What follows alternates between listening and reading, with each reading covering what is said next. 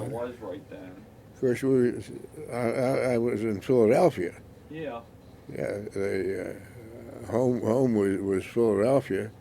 I graduated high school. My father passed away when I was a senior in high school, and I went to work, and I went to University of Pennsylvania Wharton Evening School of Accounts and Finance, where I graduated with a certificate of proficiency. At the time I was working and going to going to school. And what was interesting, the job that I had took me from Philadelphia to New York several times through the period, and so it was an interesting day. I would get up in the morning in Philadelphia and ride the bus and the subway to the train station, take the train to New York, go to operate the New York office, get back on the train, come back to Philadelphia, have something to eat, and go to school for a couple hours, then go home. And did that a couple of days a week. At any rate, came the war when the war broke out, and it seems to me I remember something about being at our house in Philadelphia, and when there was something on the radio about the Pearl Harbor and the day what they call it, the days of infamy or whatever. Anyway, uh, there was a program that opened up uh, where they were recruiting uh, people for the U.S. Army Signal Corps, and I found that was more interesting than waiting for the draft or whatever it was going to be, and I joined up in this Signal Corps program, and that was I guess that was the end of 1942 or whatever, and when we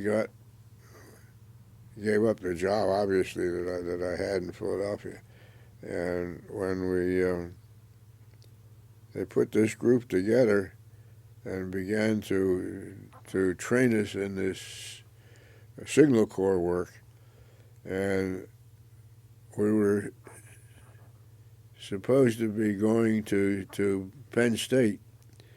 We got off a train in Altoona, Pennsylvania, what was in the old train shed, and found that we were going to be in Altoona, Pennsylvania for a period of time. What was interesting in those days, the Altoona school system ran apprentice programs for the railroad, and this group of the Signal Corps people, we used the facilities uh,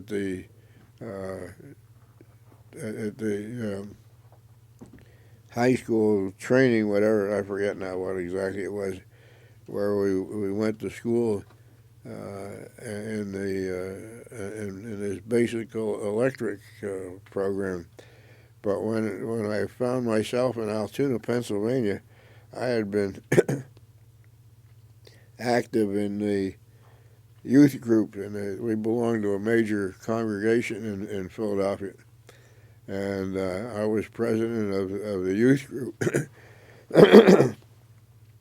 And I remembered Rabbi Sam Cook had been assistant rabbi at one of the other major congregations in Philadelphia, and Rabbi Cook had been the advisor to their youth group.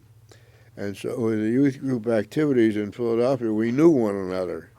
We weren't friendly or anything, but we knew.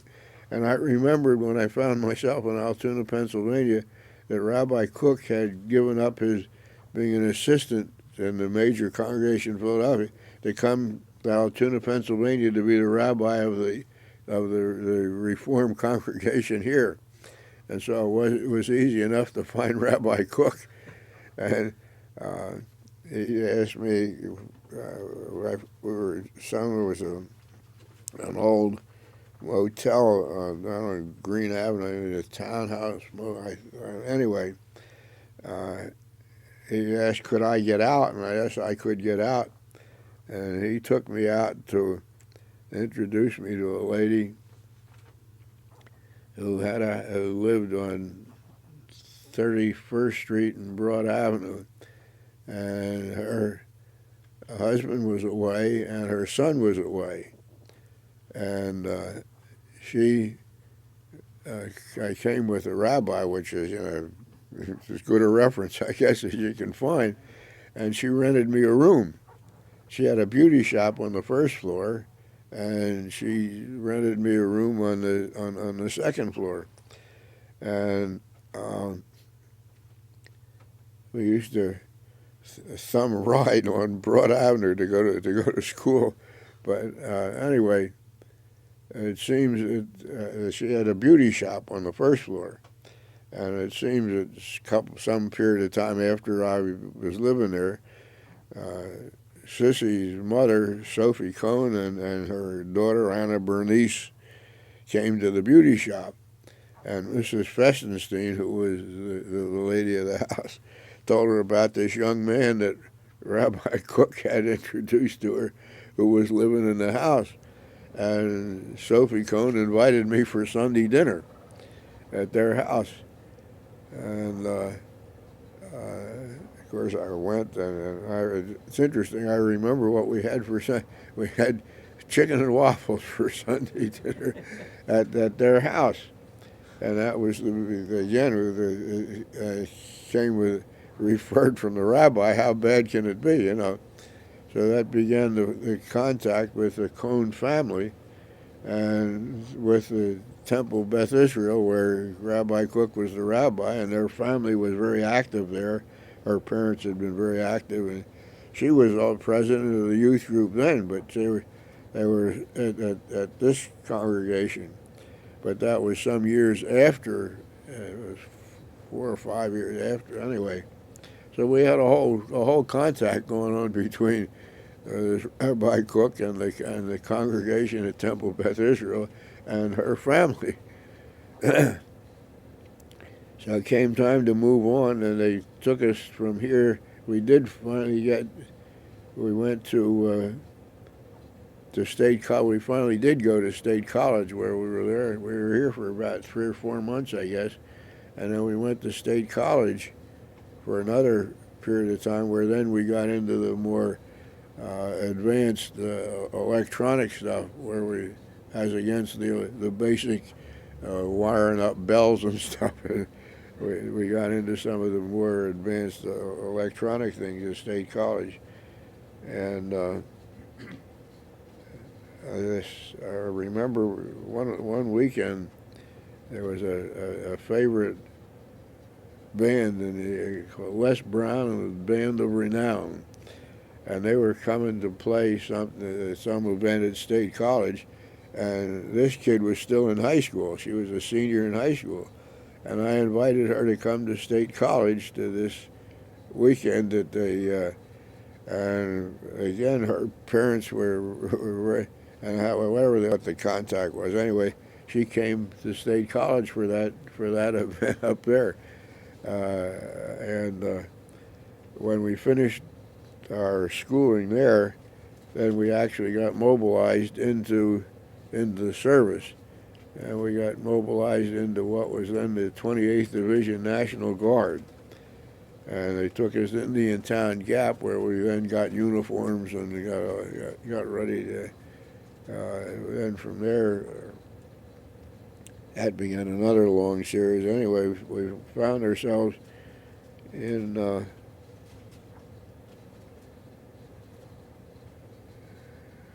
I forget how it all went, but anyway, we were mobilized then, and when the war was then getting ready to, we went to, as the 28th Division, we went overseas to, we were in a place called in Wales, in England, and there was a big shuffle among, I guess, getting ready for whatever was coming up. It was a big shuffle among divisions and people, and we wound up, this group that I was part of, it took us out of the 28th Division, and we found ourselves in the regular army. In the second, we became the second signal company, the 2nd Infantry Division, which was then regular army, and that was in Wales, and that's when the staging then began for what became the invasion. And came time for the invasion, and we were going. There was all kind of training exercises in Wales, and getting these groups ready for what was coming up, and after more training periods and whatever was going on, we found ourselves on a troop ship, and in the English Channel. And we realized then that there was some major thing was going on.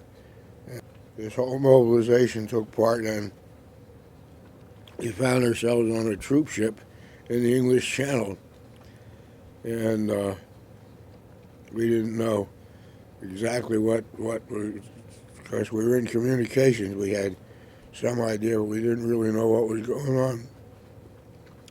And we found ourselves at one point going down the rope ladders coming out of the troop ships, and by some good planning on a wooden runway like that had already been laid by the Seabees or the engineers or by who, our vehicles were there, and by some real organization, fellow Bill Brown and I, who had been paired up, our Jeep was on that runway, and Bill was the driver, and I was the courier. I was called a motor messenger or whatever the classification was. And we went up across the Normandy Beach at Omaha Beach. But we were not first. I don't know how far behind the actual invasion we were, but there were already troops on the beach and on their way inland. And I remember when we got our Jeep, and Bill was the driver, and I was the messenger. And we went across the beach, and I remember somebody somewhere in one of these foxholes, whatever it was, hollering, "Where the hell have you guys been?" And phase line was a little town called St. Lo, which was a crossroads, and that was where we went to this St. Lo, and set up a communication center, and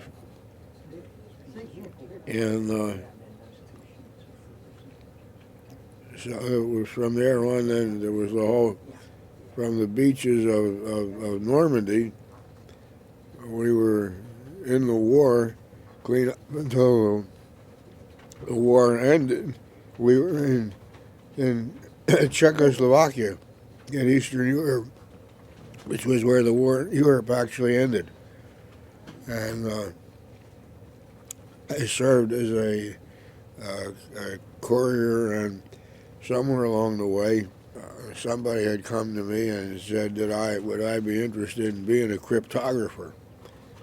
And so in some battlefield arrangement or other, I had to get a clearance and I became a cryptographer. So I then served as a courier and a cryptographer. So and when the war was over, of course, we all found our way back. We got back into what Sissy find this thing, Camp Swift in Texas, which was again this was now regular Army, a Second Infantry Division, and we were assuming that we were going to be going to Japan. But then Harry Truman dropped the bomb, and the Japanese thing didn't happen, thank God. And we started to get mustered out.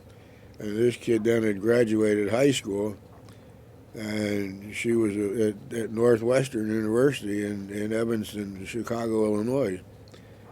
So when we got mustered out, instead of going back to Philadelphia to home, I went to Chicago to see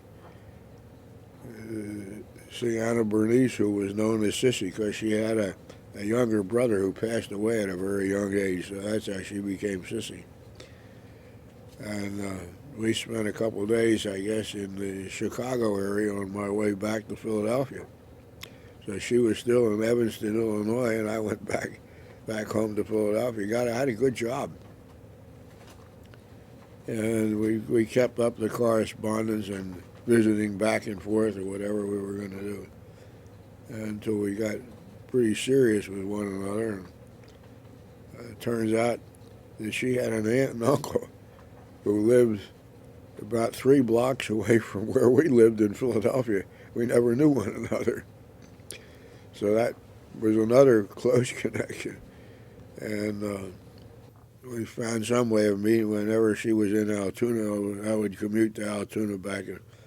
And anyway, we got pretty serious, and we got engaged. We were gonna be married. And I had a pretty good job in Philadelphia. And she had graduated with a degree and was going to lead her into education. We actually got engaged, ring and the whole thing. And one day I get a phone call from her father, or Meyer Cohn.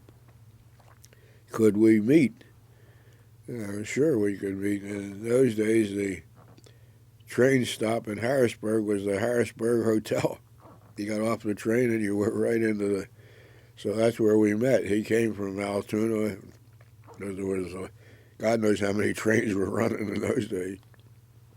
I came from Philadelphia, and we met, and I guess we had lunch, I don't remember, at that Harrisburg Hotel. And he made me an offer that you couldn't refuse. Would I be interested in coming to Altoona? And rather than living in Philadelphia, come to live in Altoona and become part of this family business. Our family had a store on 11th Avenue called The New Idea. You may or may not remember it, next to Wolf's at 15th Street. And her mother, Sophie Cohn, had been a Silverman. They were related to Ike and Jake Silverman, who were in the theater business. And anyway, this whole conversation with Meyer Cohn, it was an opportunity for a whole new life. And so it didn't take too long to make up my mind, yes, I'd come to Altoona and become part of this business. So that's how I came back to Altoona, and that was I guess that would have been in 1945 or 46. And well, anyway, one thing led to another until the decision was made to come to Altoona. And again, with the connection that I had when I was here before, and I went into this retail business and part of this family enterprise thing. And from there on, then one thing led to another, and we were married, and we ran this store at 11th Avenue, and So you were in that store from about the mid-40s on then? Well, we were married in 1947, so it was 1947 till, and it was 20-some years, when Logan Valley Mall came along.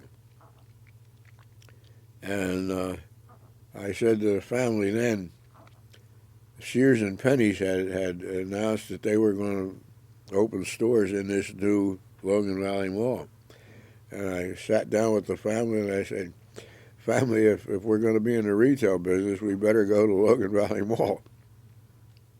Sort of agreed that, okay, this was the thing to do, but if we were going to do that, it was going to be up to us to do.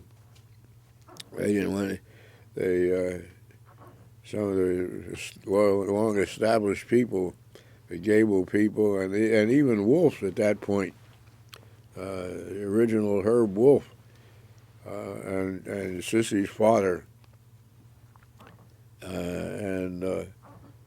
Anyway, there'll always be an 11th Avenue. And I took the position that if this is where Sears and Penney's were going, you were going to be in the retail business. And so tacitly they agreed, okay, that we should pursue this Logan Valley Mall thing. And after we opened the store at Logan Valley Mall, the store on 11th Avenue literally died.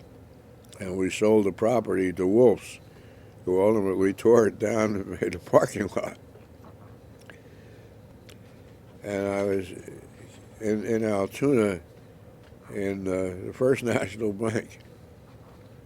A fellow named Jim Schwab, who had been part of the Bonton organization, was also a son-in-law of Max Monarch, like I was a son-in-law of Meyer Cohn. Jim was a son-in-law of Max Monarch. And we happened to meet, and we had been friends, socially friends. You know, we were competitors. And we got talking there on the floor of the First National Bank, and I guess I said something to him about, now that we're no longer on 11th Avenue, if we put the two stores together, our store in Logan Valley Mall and your store still downtown, we'd be in the best of both worlds. And it was conversation. A couple of days later, I get a phone call from Max Monarch, who was the head owner of the Bonton. Could I come to a meeting in his office? And it was not unusual. We were active in the temple, and we were active and we sat, and I went to this meeting, and all of the Bonton cadre were all there at this meeting. And Max says to me, "Are you serious about what you said about putting these two stores together? Or were you serious about what you had said to Jim?" I go, "What did I say to Jim?" "Well, this is what I said to Jim." And they did we want to pursue that? So again, it wasn't too difficult to come to a conclusion that, yeah, we should pursue that. So we were in 11th Avenue for 20-some years. We were in the mall for another 10-some years. So we were in the retail business for 30-some years. When we were at the New Idea, Sissy helped out in the stores with. She went with me on the buying trips, and she substituted teaching, but her interest was in the retail business. But after this Bonton connection, and she was no longer in the retail business, so she went back to teaching school full time, and she went to high school where she taught English and history, and the break dancers, and and I went on with the Bonton for another 10 years. That was like 30-some years I was in the retail business between the New Idea and the Bonton. Or whatever it was, it came to an end after 10 years. My connection with the Bonton ran out of gas, and it was time to do something else. Yeah. Yeah. Before they started doing the draft or whatever, didn't you? Well, the draft was in effect. I didn't was want to it? be. Okay. Yeah, I didn't want to be drafted. That's when That I was- came across this. I forget how I even came across this thing about the Signal Corps, but that appealed to me as being a way to avoid the draft by enlisting in this Signal Corps program, and I don't remember how I knew about that. I can't tell you. Okay. These are not. There was something. You got a weekend in Paris. Well, there was I remember when we were in Wales, having to leave. I was in London for a couple of days, and at the USO in London, I remember being there, and there was some entertainment things going on. Well, you drew straws or something. There Didn't was a what? pass. There were 2 passes, and you won one. Yeah, I was in London for a couple of days, and then the leave to Paris was actually from the battlefield. I got a pass. This fellow, same fellow that I was teamed up with the vehicle, this fellow Brown. We got a pass to Paris, and we were in Paris. Paris had already been liberated. We were somewhere in northern Germany or someplace. It was in Germany, I guess, that we got a pass. And we were in Paris for a couple of days, and that was kind of neat. Paris had been liberated by then. That worked. You mean when we got discharged? Yeah. No, I went right from, we were discharged in someplace in Oklahoma. Okay. Camp Gruber or some such Godfrey in Oklahoma somewhere. So I went by train. I think it seemed we went to Kansas City on a train, and then got a train from Kansas City to Chicago.